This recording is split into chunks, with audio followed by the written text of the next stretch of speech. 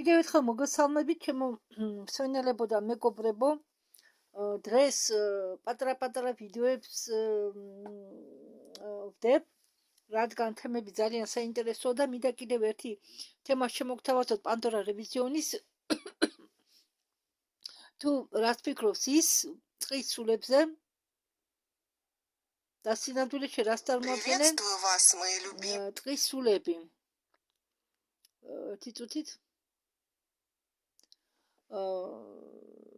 ერთ-ერთი სულები, რომელსაც უწოდებენ მავკები.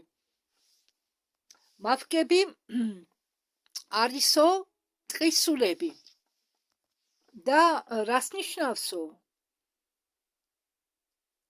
რას წარმოადგენენო ეს სულები? პანდორა რევიზიონი ამბობს, რომ მე ნახე ერთ-ერთი თითო საინტერესო მულტფილმი, რომელიც ძალიან კარგად არის გადაღებული, მაგრამ იქო ძლიერ ამოთხილში არისო ძალიან ძლიერი კოდები ჩადებული და მულტფილმში კოდირებული იყო ერთ-ერთი სული და მე ვფიქრობდიო რაღაც ნაცნობი სულიაო და ვცდილობდიო გამეხსენებინა თუ რა კატეგორიის სული იყო. მინდა გითხრათ, რომ ესენი მაგები არიან და წვრილ სამყაროს კარგად გრძნობენ, ხედავენ წვრილ სამყაროს ისე როგორც ჩვენ ხედავთ ფიზიკურს. მას ვინ არიან მავკები?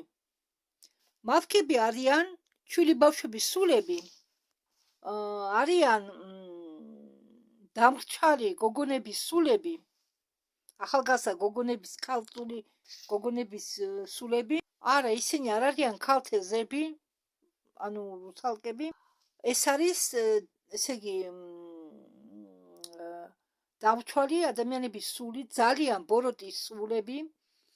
მავკები არიან ძალიან ბოროტი სულებიო. ლეგენდებში ეს სულები ბინადრობენ რუსეთის სამხრეთ ტერიტორიებზე და უკრაინაში და ეს სულები აბლევენ ადამიანებს და შეყავთ წყალში იმისთვის, რომ შემდეგ დახჩობაში დაეხმარონ. ეს მავკები გამოიყურებიან გოგონას სავით, რომლებსაც აქვენ ან მწვანე თმები, ან ღია ლურჯის თმები და უკნიდან რო შეხედავ, ამობურცულია ხერხემალი. ჩანს ხერხემალი, რადგან მათი კანი, მათი ხორცი, ასე ვთქვათ, დალპა. და მათ აქვენ გამჭვირვალე კანი, მოთეთრო ისეთი კანი, რომ თითქოს გამჭვირვალეაო. უმეტესწილად ახალგაზრდა ბიჭები ებმება მათ მახეებში და ბავშვები. და ეს სულები აგრეთვე შეიძლება იყვნენ იმ ჩვილი ბავშვების სულები, რომლებსაც ვარ ითქვეს მშობლებმა. ესენი არიან ნავის დუხები, ანუ სლავიანურ, ასე ვთქვათ, სწავლებებში საერთოდ სლავიანებთან სამყარო იყოფა სამ ნაწილად, ისეთი ვერ გავიხსენე. იავი, რეალური სამყარო, რომელშიც ჩვენ ცხოვრობ და ნავი, ანუ ქვედა სამყარო. როგორ დავინახიო ისინი მე, ამბობს პანდორა. ეს სულები აგრეთვე შეიძლება ცხოვრობდნენ იქ, სადაც ჭაობებია. სხვათა შორისო, პანდორა ამბობს, ეს ყველაფერი შემოიტანესო ოკუპანტებმა, როდესაც მიწა დაიპყრესო. იმისათვის, რომ დედამიწის ვიბრაციები, მხოლოდ ესენი არა, კიდევ სხვა მძიმე სულები, იმისთვის, რომ დედამიწის ვიბრაცია დაეგდოთ მაგრად. ამად გარდა ჩვენმა მტრებმა დაბალვიბრაციული დემონებიც შემოიყვანეს ჩვენთან. აგრეთვე დაფენავსო ძალიან ბევრი ლარვები, რომლებსაც ჩვენ ვერ ხედავთო, მაგრამ გვეწებებიანო და გვწოვენო, ჩვენ ენერგიას წოვენო. სხვათა შორის ეს ლარვები სექსუალურ ენერგიაზე არიან უფრო დაკონცენტრებული. და რა გააკეთესო ჩვენმა მტრებმა? ამ მავკებისგან, ამ ბნელი სულებისაგან, ვამპირებისაგან შექმნოსო დადებითი გმირები. ანუ ეს სულები, ვამპირები და კიდევ ბევრი შავი ძალა გაათეთრესო და ჩვენ მეგობრებად აქციესო და როდესაც მუთლումებს იღებენო, ეს სულებიო ყველა წარმოდგენილიაო ბავშვების თვალში როგორც მეგობრები. ამას ეს გააკეთესო, ამას აკეთებნენო ჩვენი სულები. არ დაგავიწყდეთ, რომ ეს ვიდეო ატვირთული 23 წელს, 25 თებერვალს. მაგის შემდეგ ბევრმა წყალმა გავლო და ყველაფერი შეიცვალა 180 კი არა 360 გრადუსით.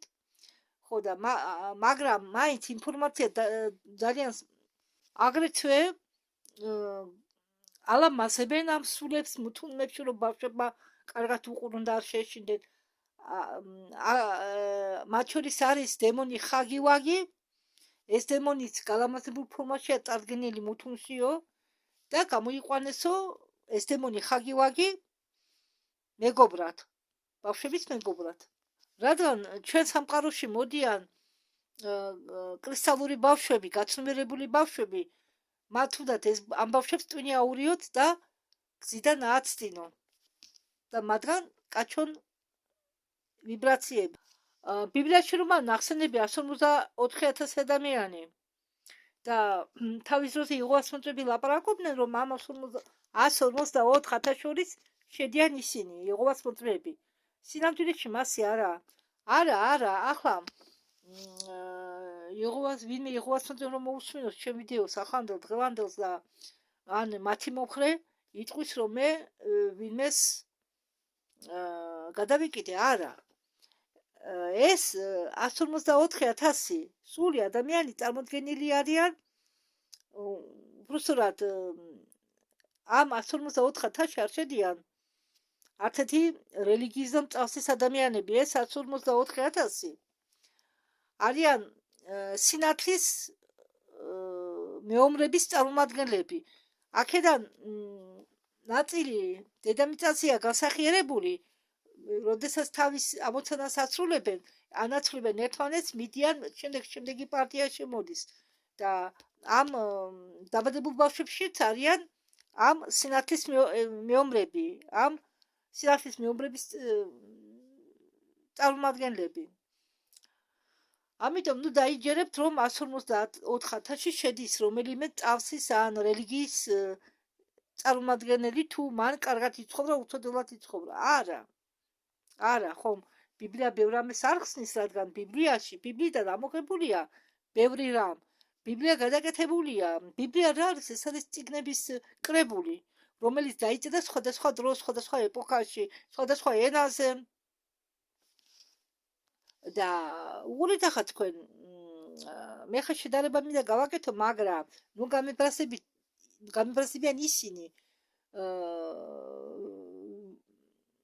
უბრალოდ იქნება რასაკვირველია ისეთი ხალხიც, რომლებიც მე გამებრაზდებია ამ შედარების გამო. მაგალითად, როდესაც გინდათ წარმოებოს უნდა რამე ნივთის გაყიდვა, ის რას აკეთებს? დგება და დიდ თანხას იხდის იმაში, რომ კარგი რეკლამა გაუკეთოს თავის საქონელს, ხო? შემდეგ ის ქმნის კიდევ ახალ საქონელს და ამ საქონელს უფრო უკეთ რეკლამას უკეთებს და აგინებს მის წინას საქონელს, ხო?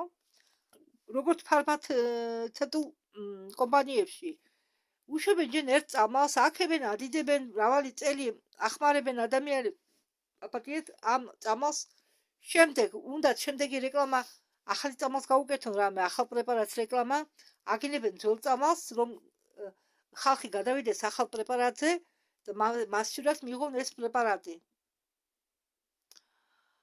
ასე ხდება ყველგან. ასე მოხდა ბიბლიასთან და არა, მე ბიბლიას არ ვკმინა, მე გითხარი რომ ბიბლია წავიკითხე 7 ჯერ, მაგრამ მე ის წავიკითხე, მე მაშინ ვიყავი ცოტა ძალიან ახალგაზრდა,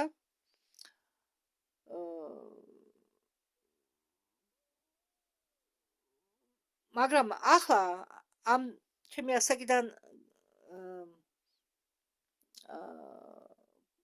გამომდინარე ბევრი მერმატყალმა ჩაიარა ბევრი რამ შეიცვალა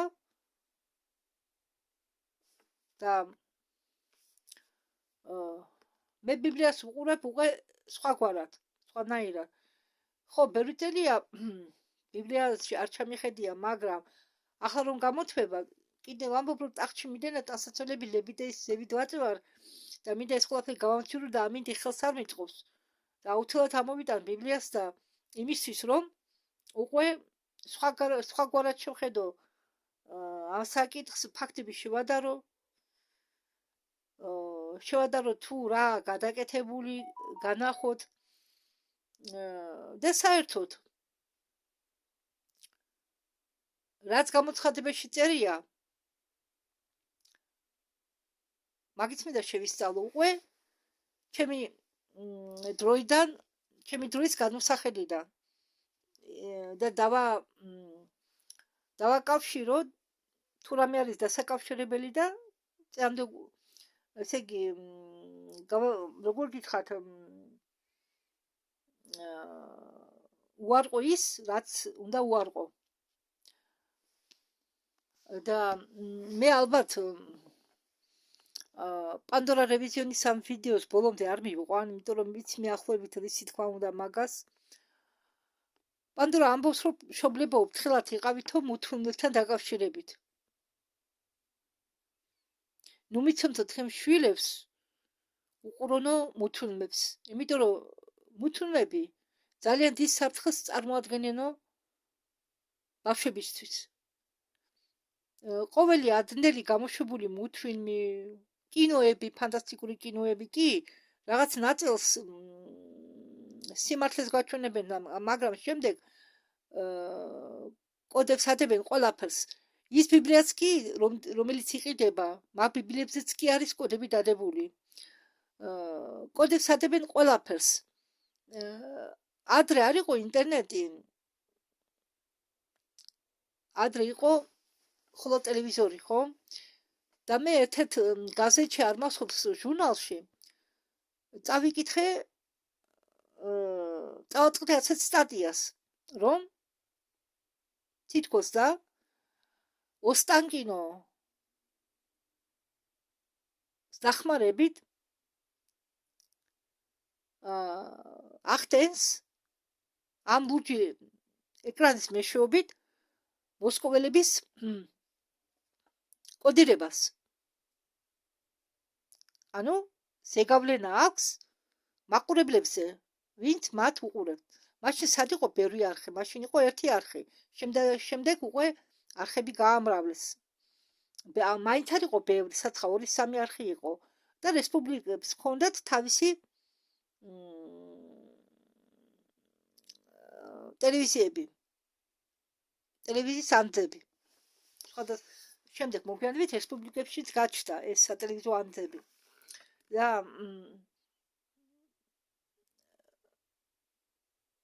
იცით რა?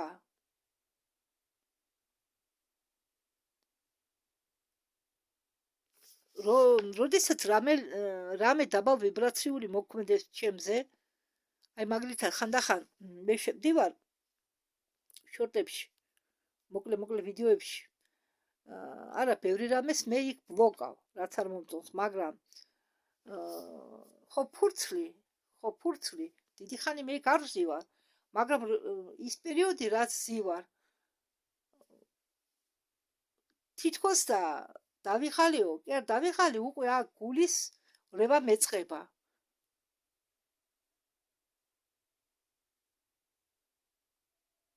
რატო?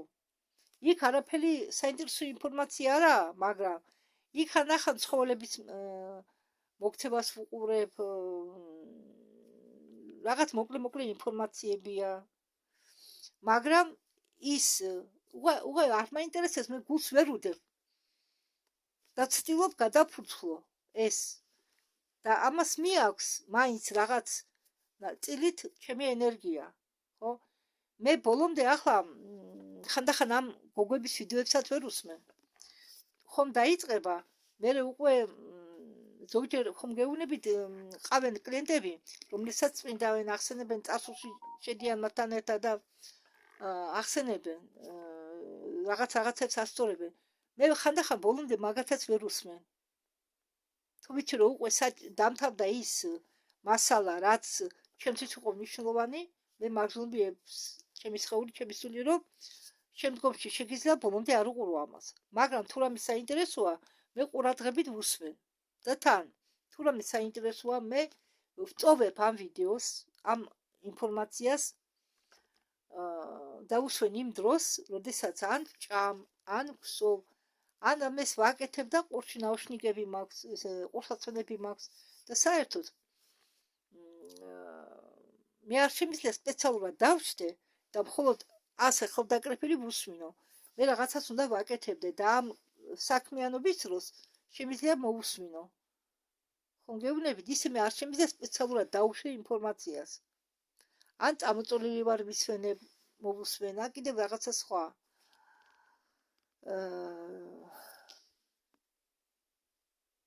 ხო, იქ რაღაც შელოცვას მოგცემთ, მაგრამ მაგი რუსულათაა, აპატიეთ, მას დავაჭიქი. და ამიტომ მე ვთვლი, რომ არ ღირს მაგის დადება. შეიძლება ბევრმა სხვანაირად გაგვიგონ, რადგან აქ მას უნდა დადოს შელოცვა ქორების დასაცავად. მე ქარი მაინც არ მყავს, არ ვარ დაუჯახებული და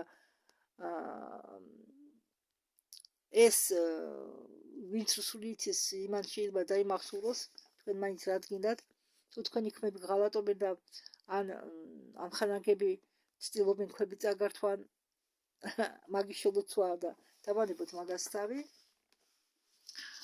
და ამით მოდით დავამთავროთ. თქვენს რომ არ გადაგღალოთ. მადლობა ყურადღებისთვის.